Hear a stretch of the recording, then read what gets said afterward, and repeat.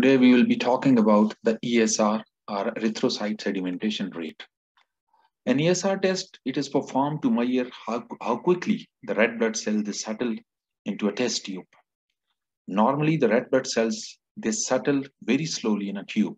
However, in case of any sort of inflammation or infection, it can lead to certain disintegration of proteins in the blood, which therefore results in the settling of the RBCs in a faster way, in an enhanced way than the normal rate.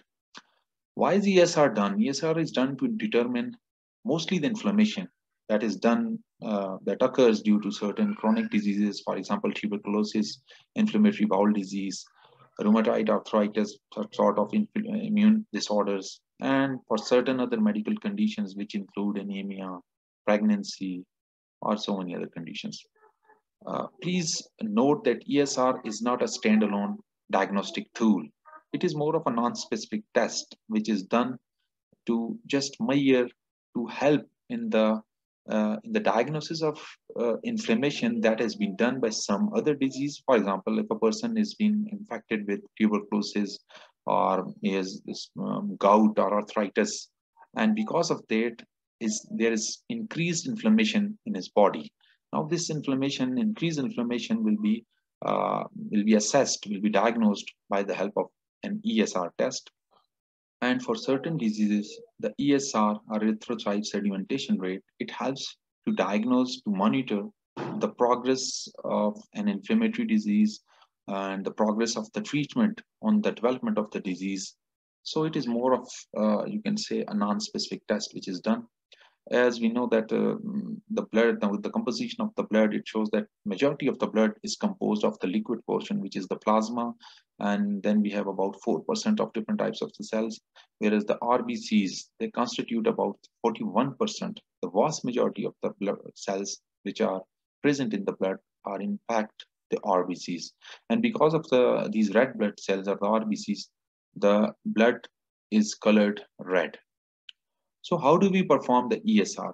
What we do is we take the blood, about 5 ml blood is taken, then the blood is mixed with an anticoagulant, and then the blood is added to a tube which can be Westergren or Winthrop tube, and then the tubes, they are let for settlement for about 1 hour at room temperature.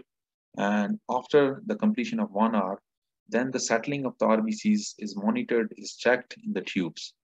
And please note, the more the person has got inflammation due to any disease, the more settling of RBCs will be noted, the further the RBCs will descend or drop, and therefore the high increased values of ESR will be reported, which will reflect the inflammation into the body.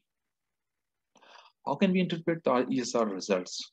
In case of newborns, the value of ESR is about 2 millimeter per hour, whereas in case of males, age-wise, if we look at the age-wise distribution, people with 50 years or below age will have, males will have about less than 15 millimeter per hour of ESR values, whereas in case of females, less than 20 millimeter per hour is the normal range.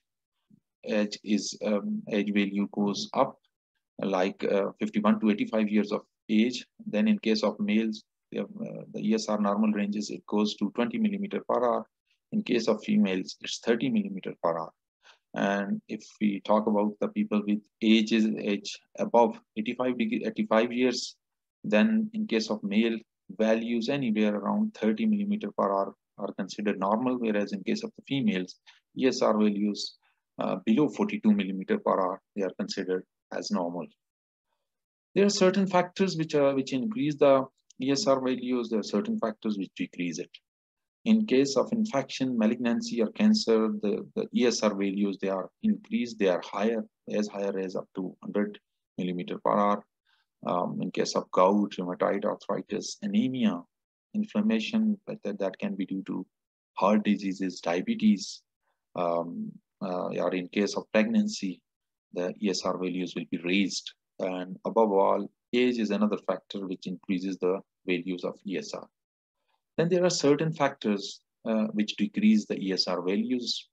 These include the red blood cells abnormalities, low level of fibrin in the blood, then clotting of the blood sample during the procedure can also lead to decreased ESR values.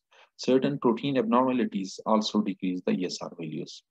In case of acute allergies and peptic ulcer, again, these are the conditions in which result in decreased ESR values. Please note that during procedural steps like the dilution of blood at times, it can lead to an increased or decreased ESR values. Thank you so much for listening to this lecture.